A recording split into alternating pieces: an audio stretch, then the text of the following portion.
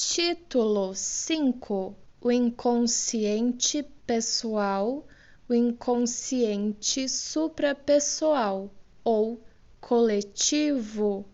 Neste ponto se inicia uma nova etapa no processo do conhecimento de si, a dissolução analítica das fantasias de transferência infantis tinham prosseguido até o momento em que o próprio paciente reconheceu claramente que para ele o médico tinha sido pai, mãe, tio, tutor, professor ou outras das formas usuais de autoridade paterna. No entanto, a experiência tem mostrado insistentemente o aparecimento de outro tipo de fantasia. O médico fica investido das funções de salvador ou ente com características divinas, contrariando frontalmente a razão sadia da consciência.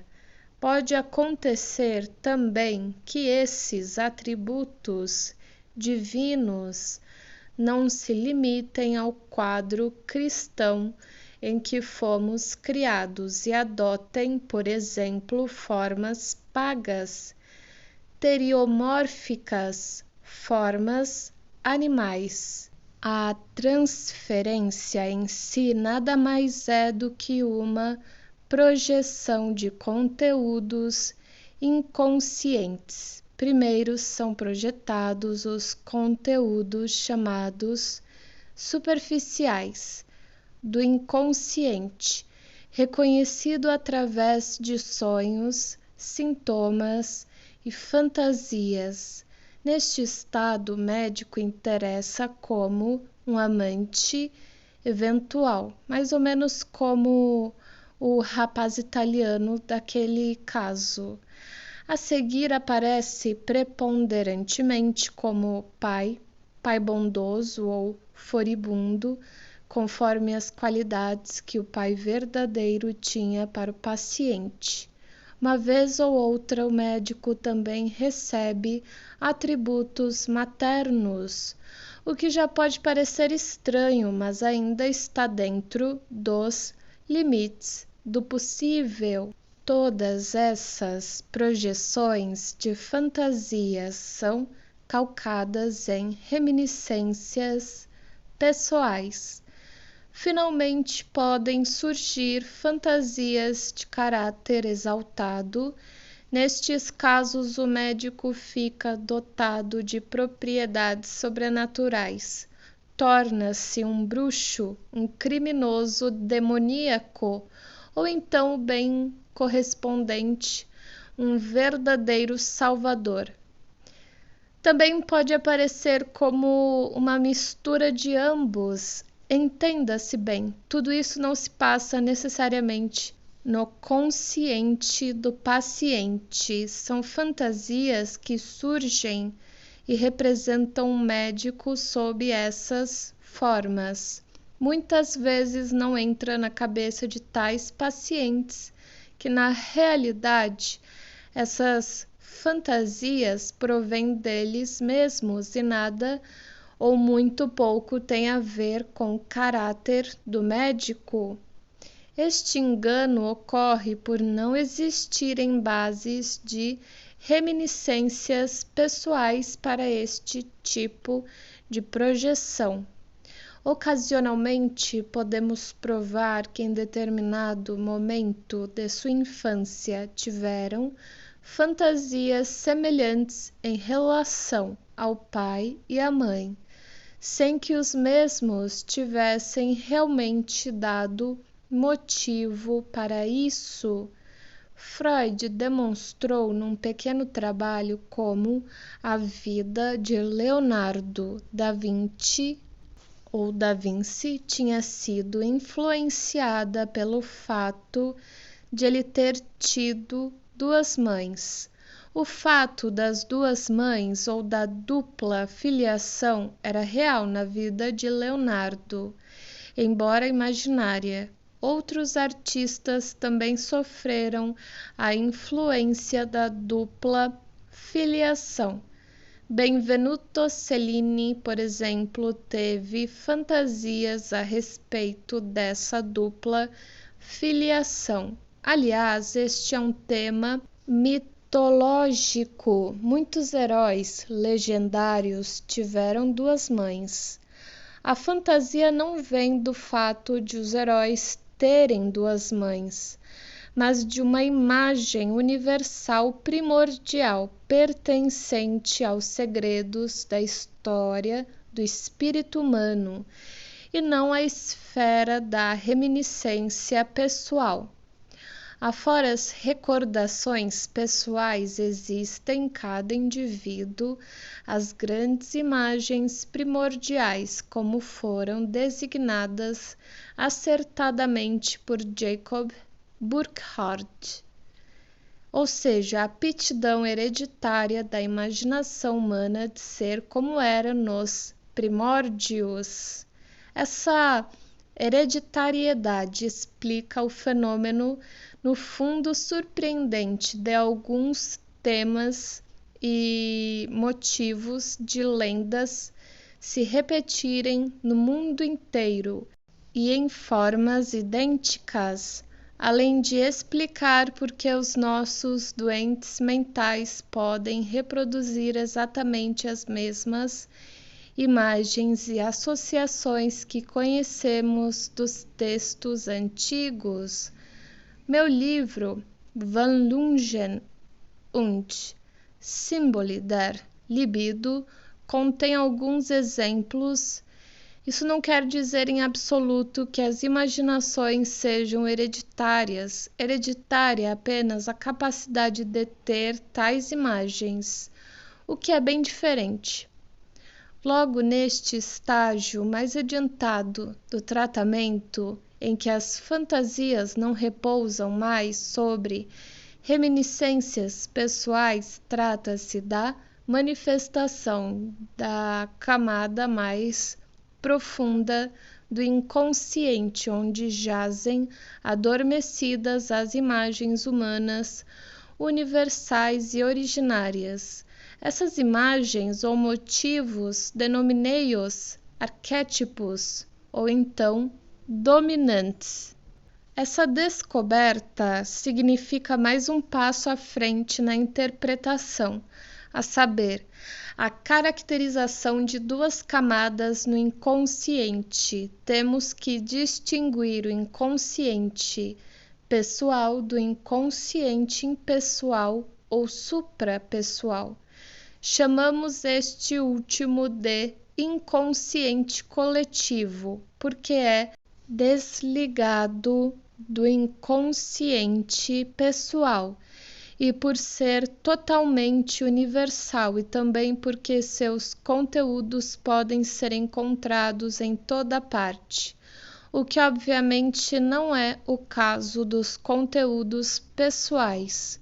O inconsciente pessoal contém lembranças perdidas, reprimidas, propositalmente esquecidas, evocações dolorosas, percepções que, por assim dizer, não ultrapassaram o limiar da consciência, subliminais, isto é, percepções dos sentidos que, por falta de intensidade, não atingiram a consciência, e conteúdos que ainda não amadureceram para a consciência. Corresponde a figuras da sombra que frequentemente aparece nos sonhos. As imagens primordiais são as formas mais antigas e universais da imaginação humana. São, simultaneamente, sentimento e pensamento, têm como que vida própria, independente, mais ou menos como a das almas parciais, fáceis de serem encontradas nos sistemas filosóficos ou gnósticos, apoiados nas percepções do inconsciente como fonte de conhecimento. A ideia dos anjos e arcanjos, dos tronos e potestades de Paulo, dos arcontes, dos gnósticos, das hierarquias celestiais em Dionísios, Areopagita, etc., derivam da percepção da relativa autonomia dos arquétipos. Assim também encontramos o objeto que a libido escolhe quando se vê liberada da forma de transferência pessoal e infantil. A libido segue sua inclinação até as profundezas do inconsciente e lá vivifica o que até então jazia adormecido.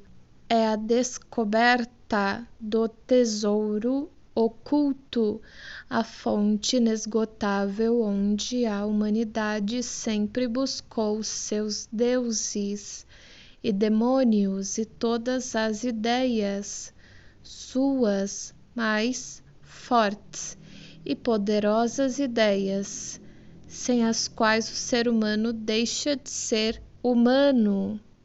Vejamos, por exemplo, um dos maiores pensamentos do século XIX, a ideia da conservação da energia. Robert Mayer é o verdadeiro criador dessa ideia. Ele era o médico e não o físico ou filósofo da natureza, como seria de se esperar. Mas o importante é saber que a ideia de Mayer não foi propriamente criada, também não foi produto da confluência das ideias ou das hipóteses científicas da época. Ela foi crescendo dentro do seu criador como uma planta.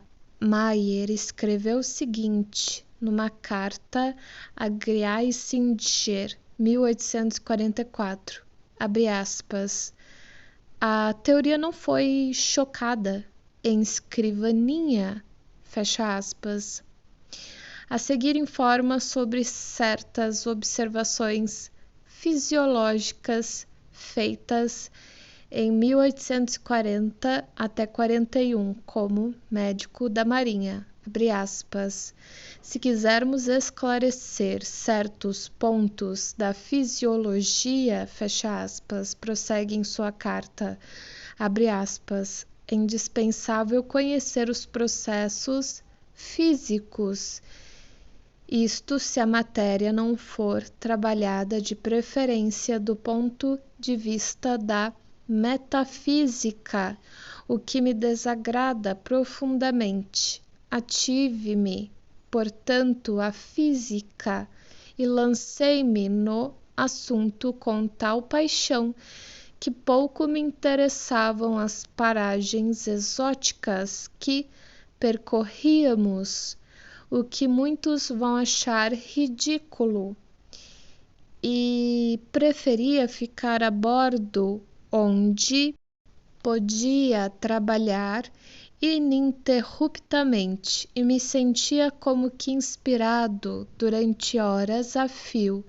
Não me lembro de ter vivido momentos semelhantes, nem antes nem depois. Rápidos clarões perpassavam meu pensamento.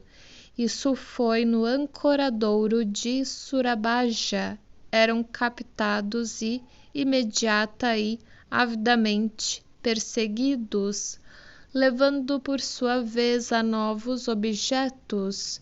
Esses tempos passaram, mas o exame calmo do que emergiu em mim naquela ocasião confirmou que se tratava de uma verdade, não só uma verdade subjetiva, mas uma verdade que também pode ser provada objetivamente. Se isso pode acontecer a um homem tão pouco versado em física como eu, é uma questão que tenho que deixar em suspenso. Fecha aspas.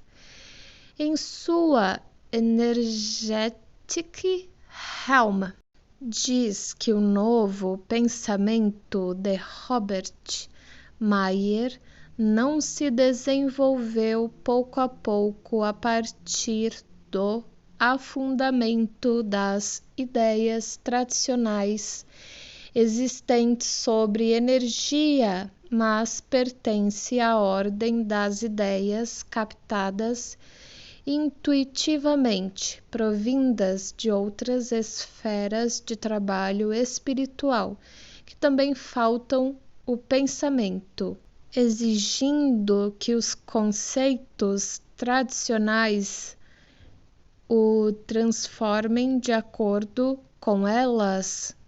A questão agora é a seguinte: de onde surgiu a ideia nova, essa ideia que se impôs à consciência com tão elementar violência? De onde tirou a sua força?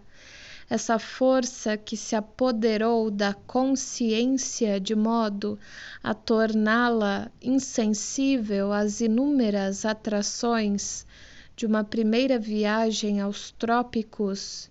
A resposta não é fácil, mas se a nossa teoria for aplicada ao presente caso, a explicação deve ser a seguinte: a ideia da energia e de sua conservação deve ser uma imagem primordial, adormecida no inconsciente coletivo. Semelhante conclusão nos obriga evidentemente a provar que tais imagens primordiais existiram efetivamente na história do espírito humano e que foram ativas durante milhares e milhares de anos. Esta prova pode ser realmente fornecida sem maiores dificuldades. As religiões mais primitivas nas regiões mais variadas do mundo são fundadas nessa imagem. São as chamadas religiões dinamísticas. Seu pensamento único e decisivo é que há uma força universal mágica e que tudo gira em torno dessa força. Tanto Taylor, o conhecido cientista inglês, como Fraser interpretaram essa ideia como animismo erroneamente. Na realidade, os povos primitivos não se referem a almas ou espíritos nesse seu conceito de energia, mas a algo que o cientista americano Lovejoy qualificou acertadamente como Primitive Energetics.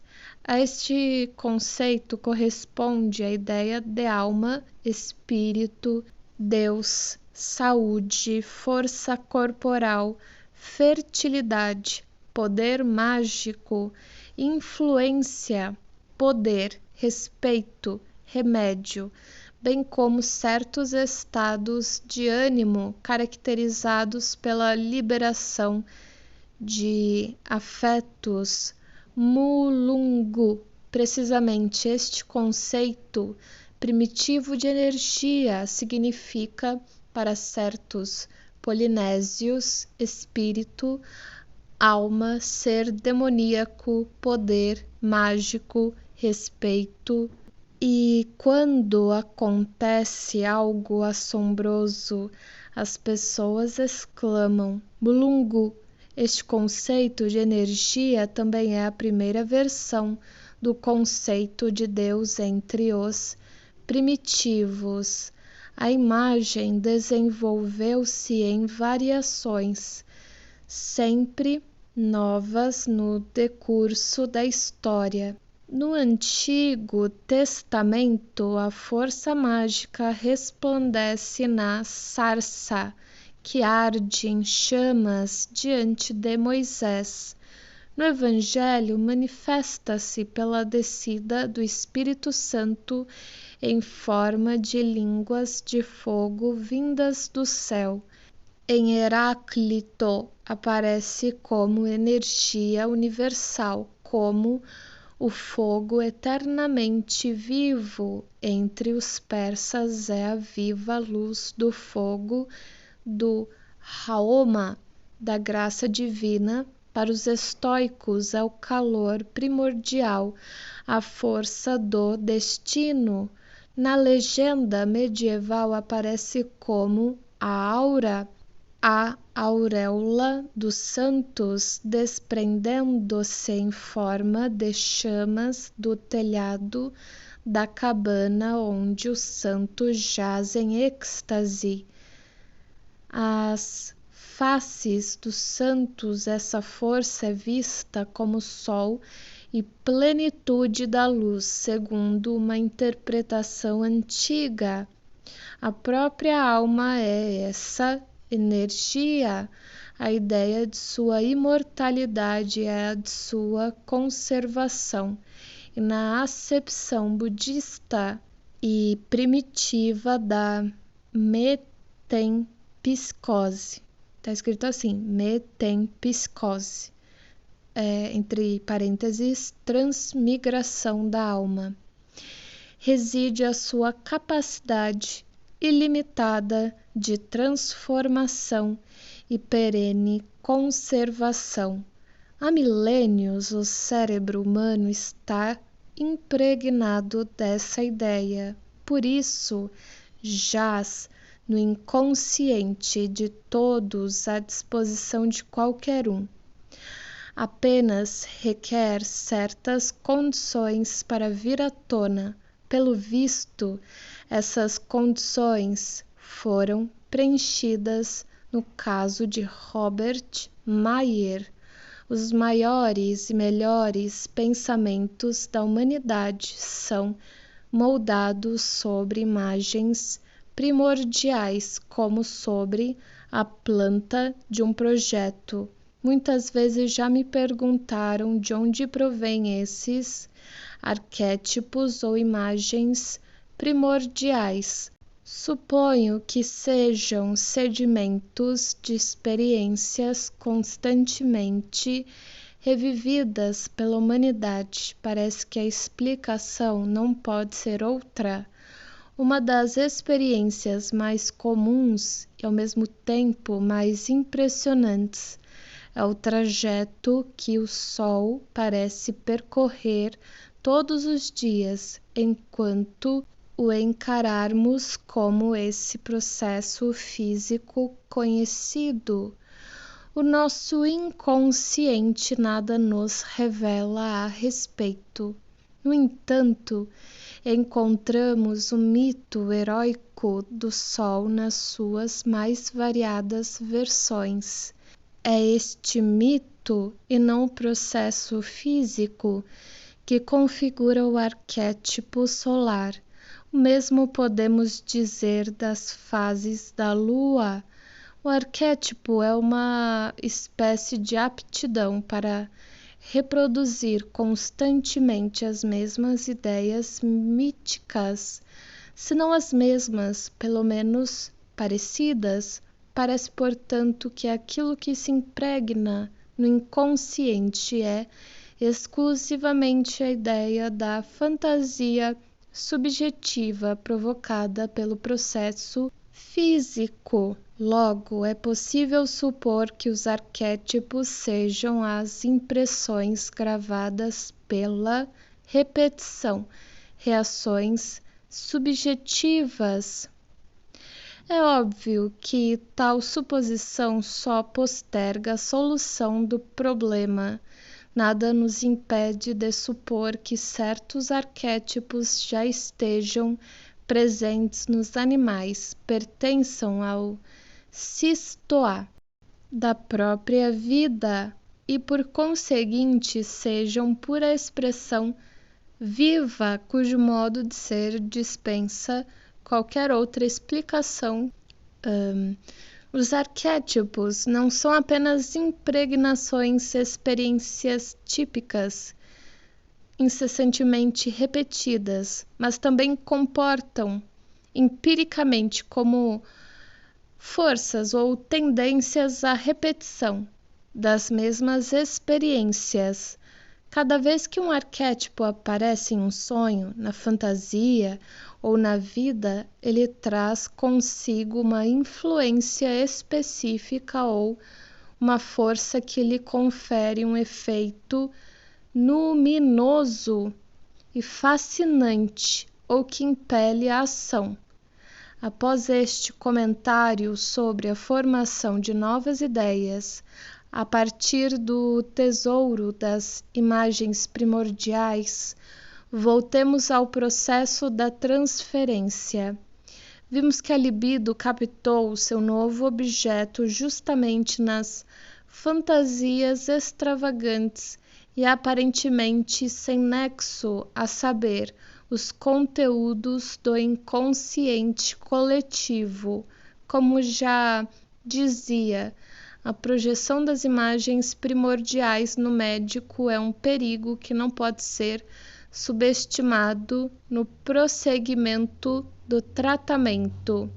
Essas imagens contêm não só o que há de mais belo e grandioso no pensamento e sentimento humanos, mas também as piores infâmias e os atos mais diabólicos que a humanidade foi capaz de cometer graças à sua energia específica, pois comportam-se como centros autônomos carregados de energia, exercem um efeito fascinante e comovente sobre o consciente e, consequentemente, podem provocar grandes alterações no sujeito.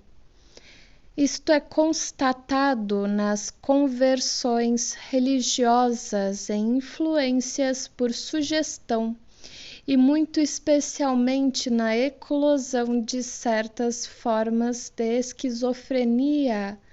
Se o paciente não conseguir distinguir a personalidade do médico dessas projeções, perdem-se todas as possibilidades de entendimento e a relação humana torna-se impossível.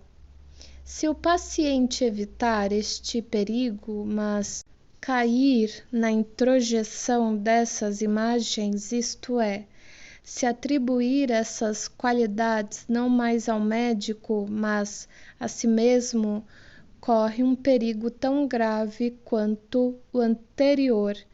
Na projeção, ele oscila entre um endeusamento doentio e exagerado e um desprezo carregado de ódio em relação ao médico. Na introjeção, passa de um autoendeusamento ridículo para uma autodilaceração moral. O erro cometido em ambos os casos consiste em atribuir os conteúdos do inconsciente coletivo a uma determinada pessoa, assim ele próprio ou a outra pessoa se transforma em Deus ou no diabo. Esta é a manifestação característica do arquétipo. Uma espécie de força primordial se apodera da psique e a impele a transpor os limites do humano, dando origem aos excessos, à presunção, inflação, à compulsão, à ilusão ou à comoção, tanto no bem como no mal. Aí está a razão porque os homens sempre precisaram dos demônios e nunca puderam prescindir dos deuses. Todos os homens, exceto alguns espécimes recentes do Homo occidentalis, particularmente dotados de inteligência, super-homens cujo Deus está morto, razão por que eles mesmos se transformam em deuses, isto é, deuses enlatados com crânios de paredes espessas e coração frio. O conceito de Deus é simplesmente uma função psicológica necessária, de natureza irracional, que absolutamente nada tem de ver com a questão da existência de Deus. O intelecto humano jamais encontrará uma resposta para esta questão, muito menos pode haver qualquer prova da existência de Deus, o que, aliás, é supérfluo. A ideia de um ser todo-poderoso, divino, existe em toda parte. Quando não é consciente, é inconsciente, porque seu fundamento é arquetípico.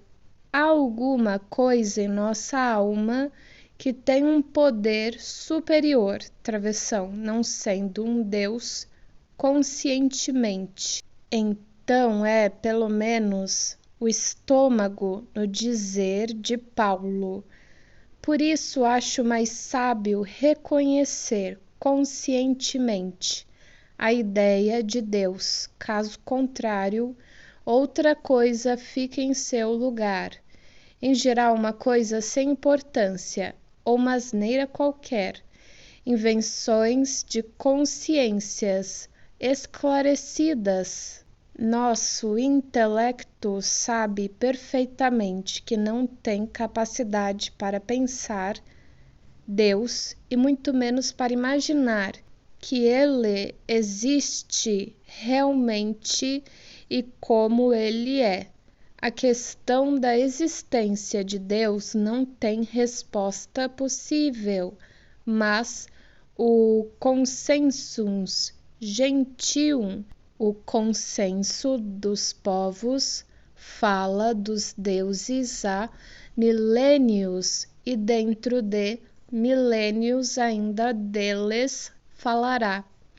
O homem tem o direito de achar sua razão bela e perfeita, mas nunca, em hipótese alguma, ela deixará de ser apenas uma das funções espirituais possíveis e só cobrirá o lado dos fenômenos do mundo que lhe diz respeito. A razão, porém, é rodeada de todos os lados pelo irracional, por aquilo que não concorda com ela. Essa irracionalidade também é uma função psíquica, o inconsciente coletivo, enquanto a razão é essencialmente ligada ao consciente. A consciência precisa da razão para descobrir uma ordem no caos do universo dos casos individuais, para depois também criá-la, pelo menos na circunscrição humana. Fazemos o esforço louvável e útil de extirpar, na medida do possível, os caos de irracionalidade dentro e fora de nós. Ao que tudo indica, já estamos bastante avançados neste processo. Um doente mental me disse outro dia: Doutor, hoje à noite desinfetei o céu inteiro com cloreto, mercúrio, mas não descobri Deus nenhum. Foi mais ou menos o que aconteceu. O velho Heráclito, que era realmente um grande sábio, descobriu a mais fantástica de todas as leis da psicologia, a função reguladora dos contrários. Deu-lhe o nome de enantiodromia, correr em direção contrária, advertindo que um dia tudo reverte em seu contrário. Lembra aqui o caso do empresário americano, que ilustra claramente isso. A cultura racional dirige-se necessariamente para o seu contrário, ou seja, para o aniquilamento irracional da cultura. Não devemos nos identificar com a própria razão, pois o homem não é apenas racional, não pode, nunca vai sê-lo. Todos os mestres da cultura deveriam ficar cientes disso. O irracional não deve e não pode ser extirpado. Os deuses não podem e não devem morrer. Há pouco dizia que sempre parece haver algo como um poder superior na alma humana. Se não, é a ideia de Deus, é o estômago, para empregar a expressão de Paulo. Com isso, pretendo deixar expresso o fato de sempre haver um impulso ou um complexo qualquer que concentra em si a maior parcela da energia psíquica, obrigando o eu a colocar-se a seu serviço. Habitualmente é tão intensa a força de atração exercida por esse foco de energia sobre o eu, que este se identifica com ele, passando a acreditar que fora e além dele não existe outro desejo ou necessidade.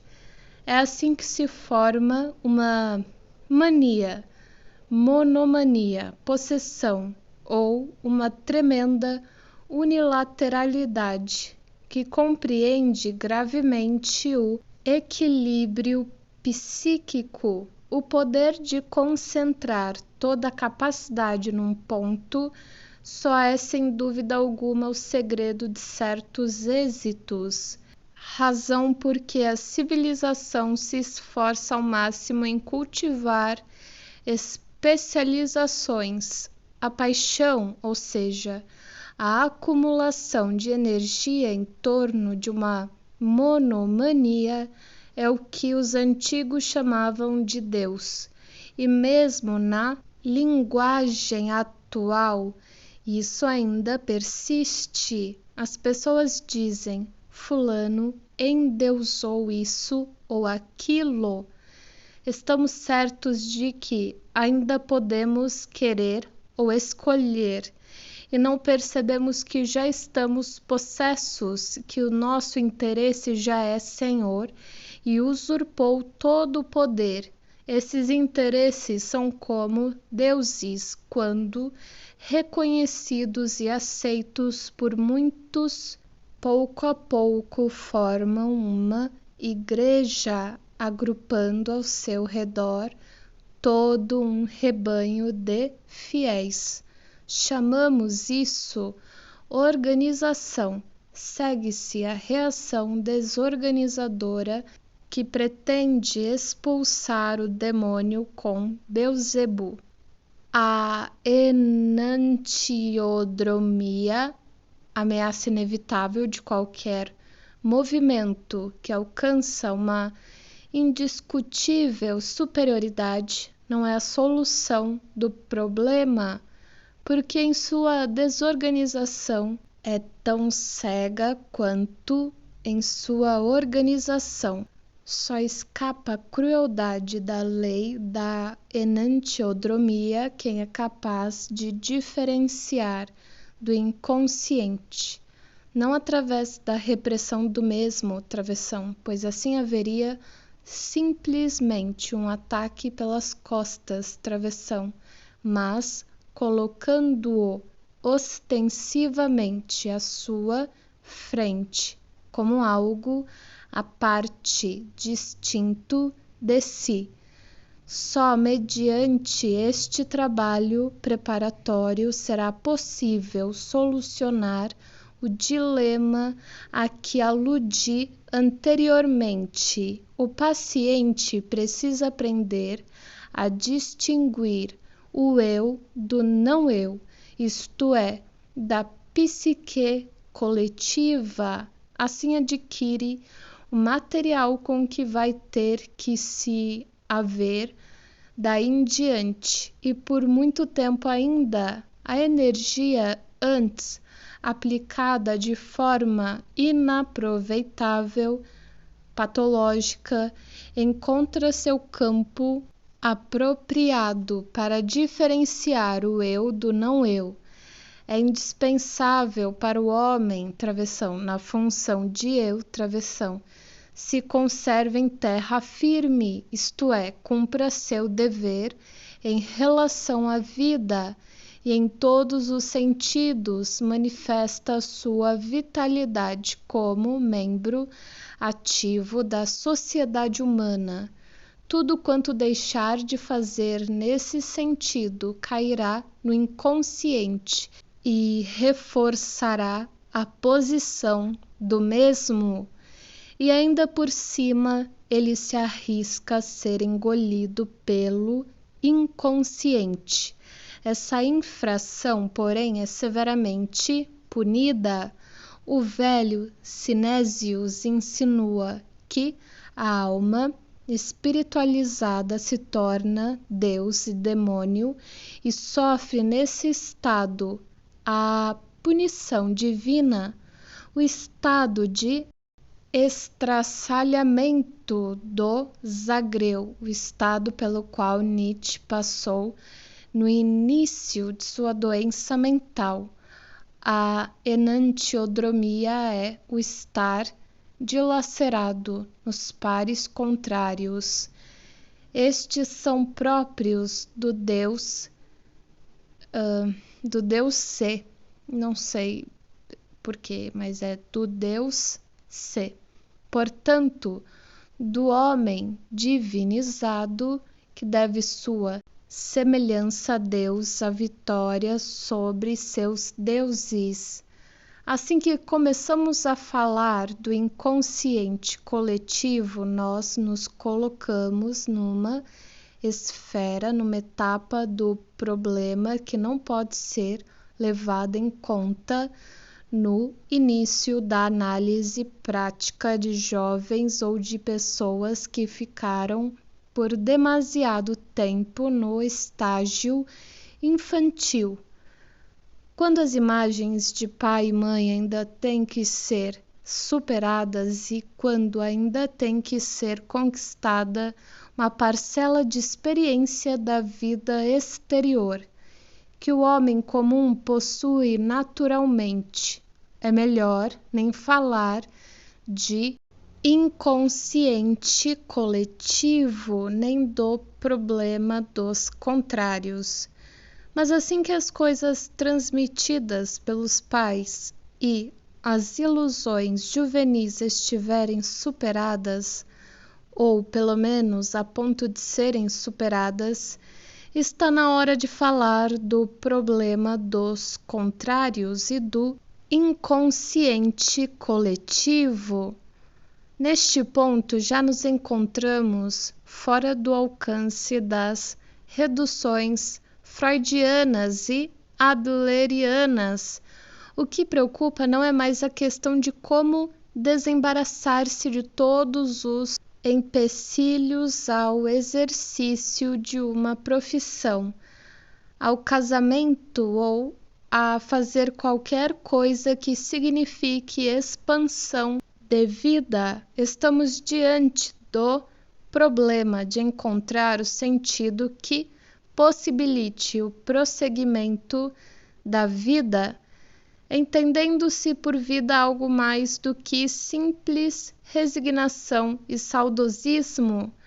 Nossa vida compara-se à trajetória do sol. De manhã o sol vai adquirindo cada vez mais força até atingir o brilho e o calor do apogeu do meio-dia. Depois vem a enantiodromia. Seu avançar constante não significa mais aumento, e sim diminuição de força. Sendo assim, nosso papel junto ao jovem difere do que exercemos junto a uma pessoa mais amadurecida. No que se refere ao primeiro, basta afastar todos os obstáculos que dificultam sua expansão e ascensão. Quanto à última, porém, temos que incentivar tudo quanto sustente sua descida. Um jovem inexperiente pode pensar que os velhos podem ser abandonados, pois já não prestam para nada, uma vez que sua vida ficou para trás e só servem como escoras petrificadas do passado. É enorme o engano de supor que o sentido da vida esteja esgotado depois da fase juvenil de expansão, que uma mulher esteja liquidada ao entrar na menopausa. O entardecer da vida humana é tão cheio de significação quanto o período da manhã. Só diferem quanto ao sentido e intenção. O homem tem dois tipos de objetivo. O primeiro é o objetivo natural, a procriação dos filhos e todos os serviços referentes à proteção da prole. Para tanto, é necessário ganhar dinheiro e posição social. Alcançado esse objetivo, começa outra fase, a do objetivo cultural. Para atingir o primeiro objetivo, a natureza ajuda e, além dela, a educação. Para o segundo objetivo, contamos com pouca ou nenhuma ajuda. Frequentemente reina um falso orgulho que nos faz acreditar que o velho tem que ser como o moço, ou pelo menos fingir que o é, apesar de no íntimo não estar convencido disso. É por isso que a passagem da fase natural para a fase cultural é tão tremendamente difícil e amarga para tanta gente. Agarram-se às ilusões da juventude ou a seus filhos para assim salvar um resquício de juventude. Pode-se notar isso principalmente nas mães que põem nos filhos o único sentido da vida e acreditam cair num abismo sem fundo se tiverem que renunciar a eles. Não é de admirar que muitas neuroses graves se manifestem no início do outono da vida. É uma espécie de segunda puberdade ou segundo período de impetuosidade, não raro acompanhado de todos os tumultos da paixão, idade perigosa. Mas as antigas receitas não servem mais para resolver os problemas que se colocam nessa idade. Tal relógio não permite girar os ponteiros para trás, o que a juventude encontrou e precisa encontrar fora. O homem, no entardecer da vida, tem que encontrar dentro de si. Estamos diante de novos problemas, e não são poucas as dores de cabeça que o médico tem por causa disso. A passagem da manhã para a tarde é uma inversão dos antigos valores. É imperiosa necessidade de se reconhecer o valor oposto aos antigos ideais, de perceber o engano das convicções defendidas até então, de reconhecer e sentir a inverdade das verdades, aceitas até o momento de reconhecer e sentir toda a resistência e mesmo a inimizade do que até então julgávamos ser amor. Não são poucos os que, vendo-se envolvidos no conflito dos contrários, se desvencilham de tudo quanto lhes pareça bom e desejável, tentando viver no polo oposto ao seu eu anterior. Mudanças de profissão, divórcios, conversões religiosas, apostasias de todo tipo são sintomas desse mergulho ao contrário.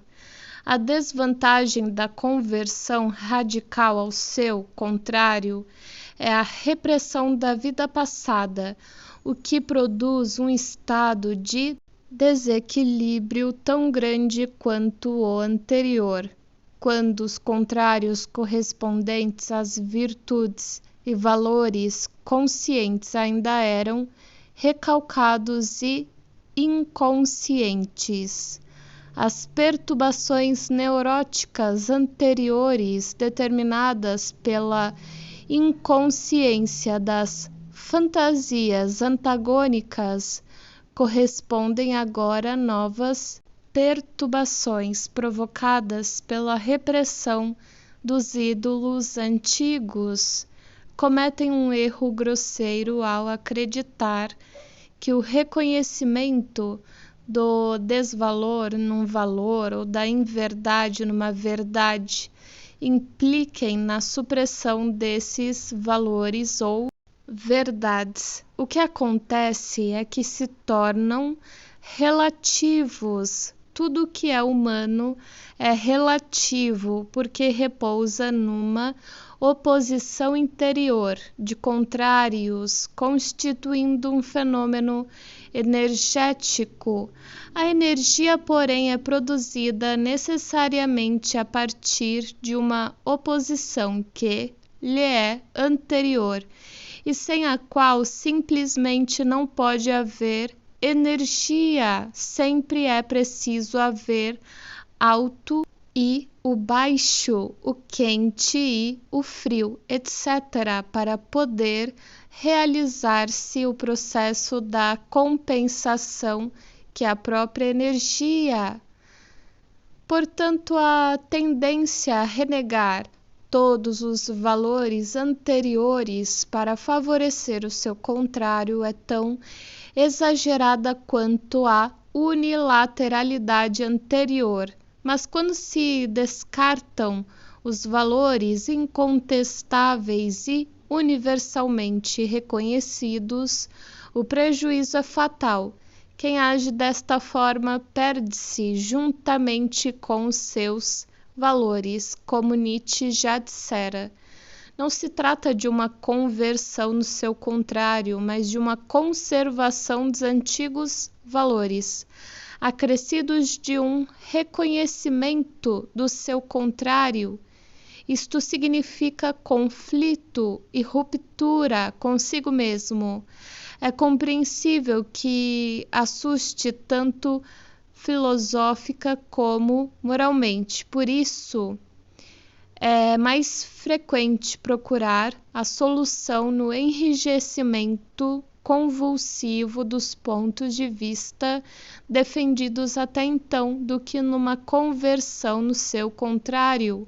É preciso reconhecer que esse fenômeno, aliás, extremamente antipático em homens de certa idade, encobre um mérito considerável. Pelo menos não se transformam em apóstatas, mantêm-se de pé e não caem na identificação e na lama. Não se transformam em falidos, mas apenas em árvores que definham, testemunhas do passado, para falarmos com um pouco mais de cortesia.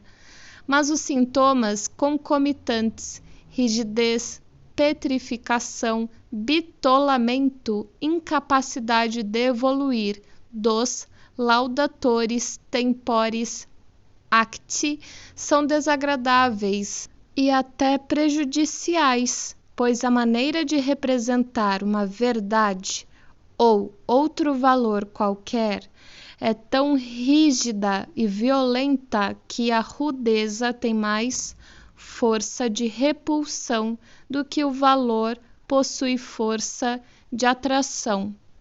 Travessão. E com isso se obtém o contrário do que se desejava. No fundo, o motivo do enrijecimento é o medo do problema dos contrários. O sinistro irmão de Medardo é pressentido e secretamente temido. Por isso é que só pode existir uma verdade e uma norma de conduta. E esta tem que ser absoluta, caso contrário, não há proteção contra a ameaça da derrocada pressentida em toda parte, menos em si mesmo. Mas o mais perigoso, revolucionário, está dentro de nós mesmos. Quem quiser transferir-se são e salvo para a segunda metade da vida tem que saber disso. No entanto, a aparente segurança de que gozávamos até então é substituída por um estado de insegurança, ruptura e convicções contraditórias. O pior deste estado é que aparentemente não há saída. Tertium non datur, diz a lógica, não existe terceiro. As necessidades práticas do tratamento dos doentes obrigaram-me a buscar meios e caminhos que me guiassem para fora desse estado inaceitável. Cada vez que o homem se encontra diante de um obstáculo aparentemente intransponível, ele recua, faz uma regressão. Para usar a expressão técnica, recua ao tempo em que se encontrava numa situação parecida e tentará empregar novamente os meios que outrora lhe haviam servido, mas o que ajudava na juventude já não tem eficácia. De que serviu ao empresário americano voltar ao antigo trabalho? Simplesmente não adiantava mais. A regressão continua até a infância.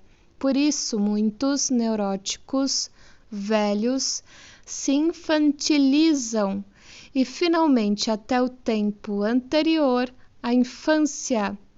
Isto soa como uma aventura. Na realidade, porém, trata-se de algo que não só é lógico, mas também possível. Mencionamos anteriormente o fato de o inconsciente conter como que duas camadas, uma pessoal e outra coletiva. A camada pessoal termina com as recordações infantis mais remotas. O inconsciente coletivo, porém, contém o tempo pré-infantil, isto é, os restos da vida dos antepassados. As imagens das recordações do inconsciente coletivo são imagens não preenchidas por serem formas não vividas pessoalmente pelo indivíduo. Quando, porém, a regressão da energia psíquica ultrapassa o próprio tempo da primeira infância, penetrando nas pegadas ou na herança da vida ancestral, aí despertam os quadros mitológicos, os arquétipos. Abre-se então um mundo espiritual interior, de cuja existência nem sequer suspeitávamos. Aparecem conteúdos que talvez contrastem violentamente com as convicções que até então eram nossas.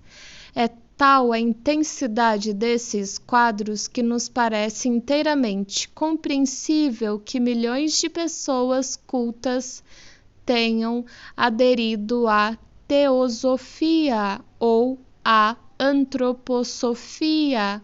pois esses sistemas gnósticos modernos vêm ao encontro da necessidade de exprimir e formular os indizíveis acontecimentos interiores.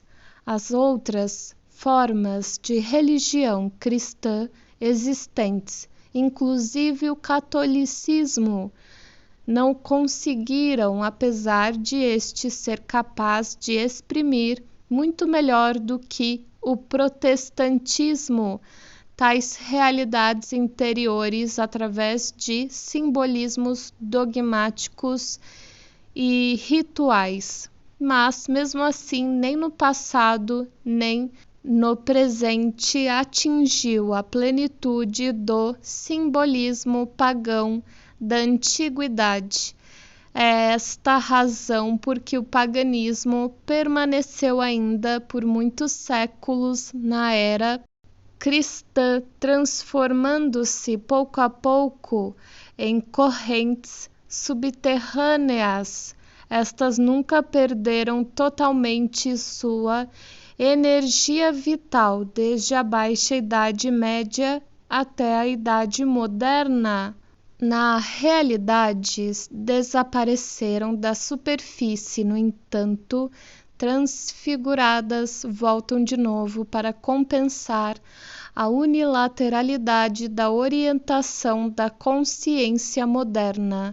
Nossa consciência está impregnada de cristianismo e é quase inteiramente por ele formada. Por isso, a posição inconsciente dos contrários não pode ser aceita, simplesmente porque parece excessiva contradição com as concepções fundamentais dominantes.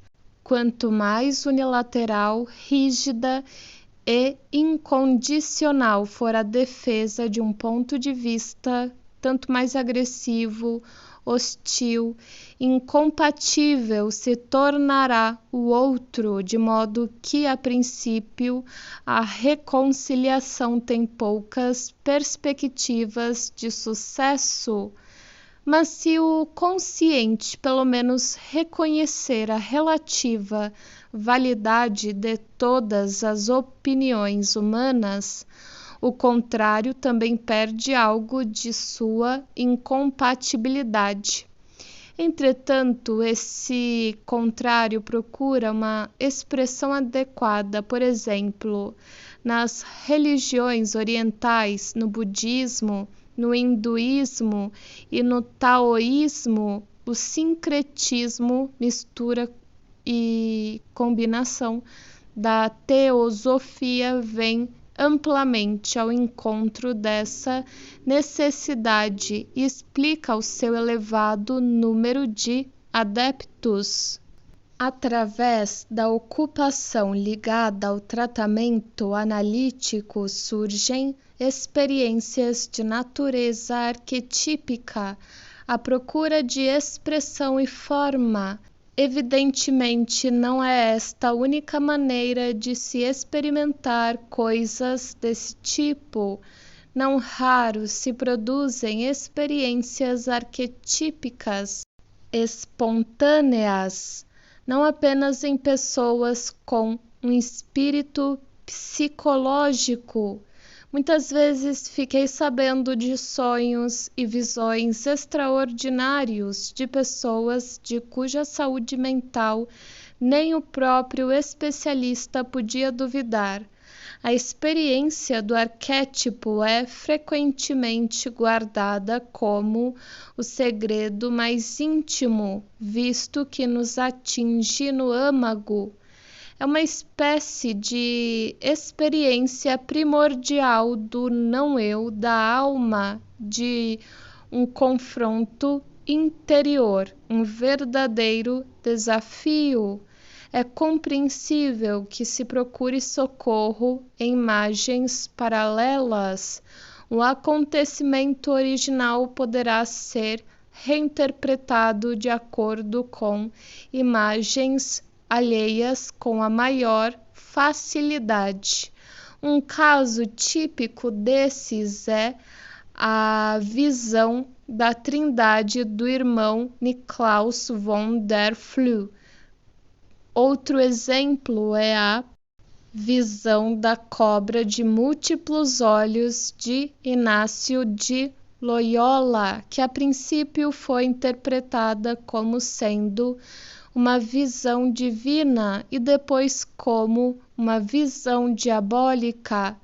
Através de reinterpretações desse tipo, a experiência original é substituída por imagens e palavras emprestadas de fontes estranhas e por interpretações, ideias e formas que não nasceram necessariamente no nosso chão e, sobretudo, não estão ligadas ao nosso coração, mas apenas à cabeça.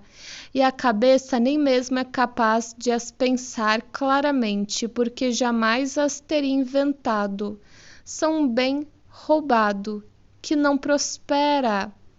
O sucedâneo transforma as pessoas em sombras, tornando-as irreais, colocam letras mortas no lugar de realidades vivas e assim vão se livrando do sofrimento das oposições e vão se esgueirando para um mundo fantasmagórico, pálido, bidimensional, onde murcha e morre tudo que é criativo e vivo.